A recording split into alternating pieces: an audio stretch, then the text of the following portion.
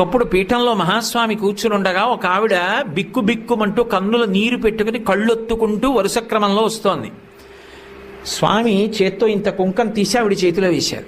ఆవిడ తీసుకోకుండా చెయ్యి వెనక్కి తీసేసుకొని కళ్ళ నీళ్లు పెట్టుకుని పక్కకి వెళ్ళిపోయింది. అందరూ వచ్చి అయ్యో అయ్యో అయ్యో మహాస్వామి చేత్తో కుంకం ఇస్తే పుచ్చుకోవా, ఇంతకన్నా అన్యాయం ఉందా, పుచ్చుకోమ్మా అన్నారు.